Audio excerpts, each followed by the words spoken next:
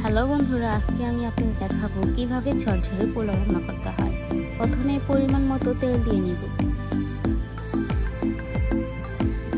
তেল গরম হয়ে গেলে তারপর আদা রসুন বাটা দিয়ে দিব, পেঁয়াজ বাটা দিয়ে দিব। এরপর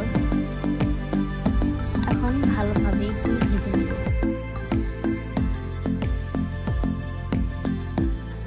আলতো হাতে নাড়াচাড়া করে নেব।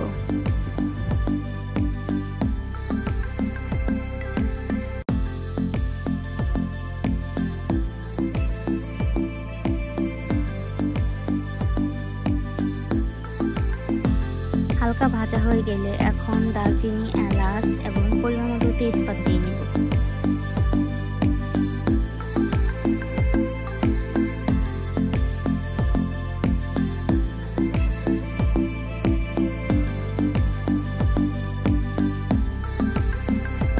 মশলাগুলি ভালোভাবে ভাজা হয়ে গেলে এখন আমরা চাল দিয়ে দিব।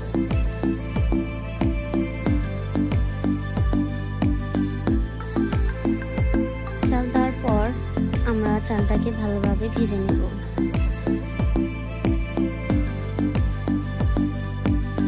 পরিমাণ মতো লবণ দিয়ে নেব।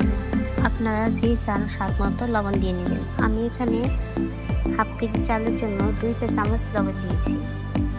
লবণ দেওয়া হলে আবারও ভালোভাবে নাড়াচাড়া করে নেব, যাতে লবণটা পুরো চালের সাথে মিক্স হয়ে যায়।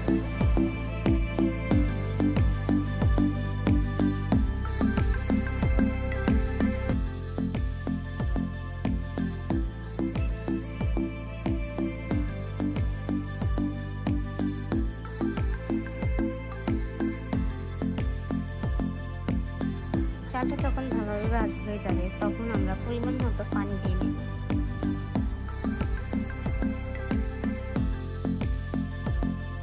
পানি দেওয়া হয়ে গেলে তারপর সাথে সাথে নাড়াচাড়া করতে হবে, যাতে কোথাও তলা পেকে না থাকে।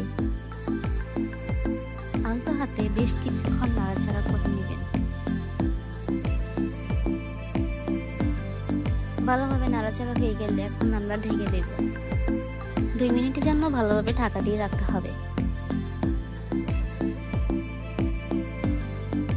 আবারও আলতো হাতে নাড়াচাড়া করে কিছুক্ষণের জন্য ঢাকা দিয়ে রাখবো। পানিটা যখন ভালোভাবে বলক উঠে যাবে তখন আবারও খুলে নাড়াচাড়া করে নেব।